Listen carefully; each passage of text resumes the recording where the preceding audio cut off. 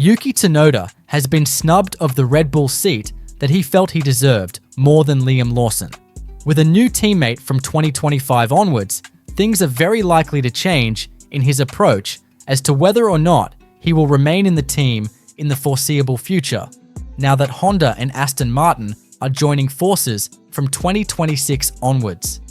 We do know how much the Japanese manufacturer cares about its drivers, and a massive bombshell could be on its way considering Christian Horner's latest statement regarding Tsunoda's future in Red Bull. But can Yuki prove that Red Bull was completely wrong to promote Lawson instead of him? Furthermore, what does the future hold for him? One of the greatest mysteries in the world of Formula One is the Yuki Tsunoda question, as the young driver spent 4 years and is about to enter his 5th season with the sister team of Red Bull Racing, AlphaTauri, formerly known as Toro Rosso.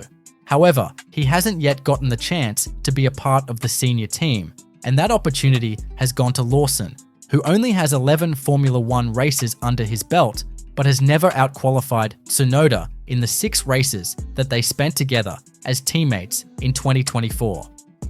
This raises questions about how the Austrian team makes its decisions. To make matters worse, it now looks like the chances of Tsunoda having any realistic shot at still being considered for the Red Bull seat are slim to none, because Horner acknowledged the fact that you can't have a driver in the support team for more than 5 years and not do anything with him. Whether this is Tsunoda's fault because of his swearing and tantrum-throwing antics is up to them to decide. But Horner has been adamant that there is a realistic scenario in which we have to accept that Tsunoda won't be part of Red Bull's family anymore. Let's look at the future and revenge plans of Tsunoda. It's largely known throughout the Formula One paddock that the connections Honda has with Red Bull are what brought the seat to Tsunoda. The hope for Yuki is that the same pattern can be applied now at Aston Martin as well. Of course, the environment at Aston Martin is vastly different and non-comparable to what awaits Tsunoda on his quest to secure a seat in the Silverstone-based squad. But with enough persuasion from Honda, especially if they turn out to be competitive for race wins and maybe even championships, Lawrence Stroll might be put in a spot where he'd be forced to make a change to his driver lineup. Currently, it's highly unlikely that Stroll would ditch his own son for the sake of the quest, even though he knows very well that Lance is not really there because of talent, but rather the nepotism that dominates in Aston Martin. On the other hand, there is no glory and success without sacrifices. If Fernando Alonso is determined to remain in the sport for a longer period and is showing great results with Aston Martin, then maybe the option of demoting Stroll, which would be boosted by the fact that there are some serious personnel employed by the Silverstone-based squad, such as Callum Ilott and Neil Hargreaves, could be a realistic scenario. This could be the path Tsunoda follows, similar to what happened with Pierre Gasly and Alexander Albon, both of whom were unable to find their homes within the primary Austrian team, despite being given chances to prove themselves against top-tier teammates.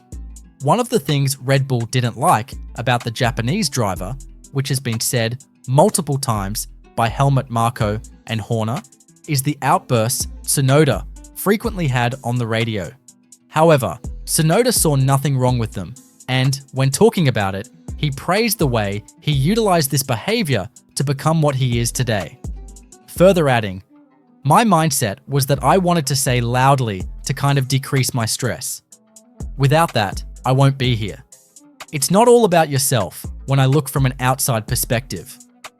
Previously, even though my one-lap performance or my driving was okay, I think the radio communication and emotional control were lacking quite a lot. A big step when I compare it to Daniel Ricciardo, for example. Nevertheless, as mentioned earlier in this video, the situation of Tsunoda at Red Bull might be a finished story, because Horner himself admitted that you can't have a driver for so long and yet be without a chance to have a seat next to Max Verstappen. Tsunoda has outperformed drivers like Daniel Ricciardo, Nyck de Vries, and Lawson, but that wasn't enough to be considered as a Red Bull candidate. Now, he is even being overlooked when it comes to his 2025 teammate.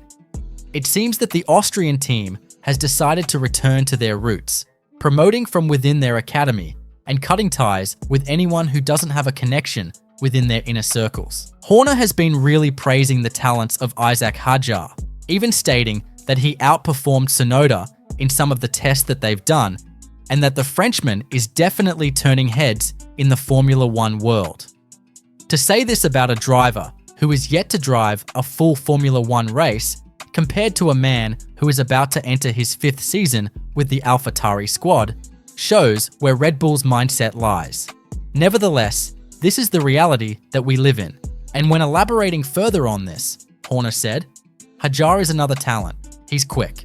He jumped in the car and he was faster than Yuki in the test last week, which turned heads. He is definitely a raw talent and needs a little bit of polishing, but he has the speed. He was unfortunate in Formula 2 to miss out at the last race due to the technical glitches with Startline software, from what I understand, but he has impressed, particularly with his speed. It will be interesting to see how things pan out. Of course, there is always an opportunity for Tsunoda to be promoted to Red Bull in a fashion similar to how Albon was promoted back in 2019 when Gasly's Red Bull debut went horribly wrong. However, even though the chances are slim to none, the greater opportunity is that we are not going to see Tsunoda as part of Red Bull in the long term. When talking about Tsunoda's chances at Red Bull, as well as the chance that they might face the consequences of these decisions, Horner said, Honda is an important partner for us, but we are a customer of Honda. Of course, we consult Honda in the decision making, and I'm sure that they would have loved Yuki to have been in the car in the last year of their agreement with Red Bull Racing. But Honda has always refused to get involved in the driver lineups. They've always left that choice down to the team. We are acutely aware that if we are not able to provide an opportunity for Yuki in all honesty this year, does it make sense? You can't have a driver in the support team for 5 years. You know, you can't always be the bridesmaid. You've either got to let them go at that point or look at something different. Yes, there is a chance that Lawson's debut in Red Bull will go poorly, similar to how Gasly's debut went, even though the Frenchman had a lot more experience with Toro Rosso at that time, before being promoted to the senior squad. According to Horner, the first man to step up here would be Tsunoda. However, given the fact that he was never part of their academy lineup, there is a situation in which they would much rather prefer the new rookie, Isaac Hadjar, who was the runner-up for the F2 championship in 2024, rather than Tsunoda, who will always be considered a liability because of his connections with Honda.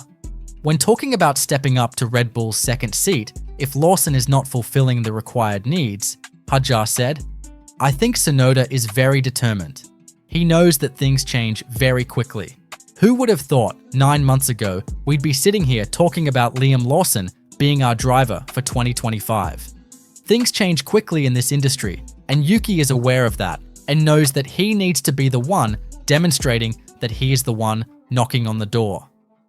With all this in mind, do you think Tsunoda needs to get away from Red Bull's toxic environment as soon as possible? If so, which team do you think would be his next home?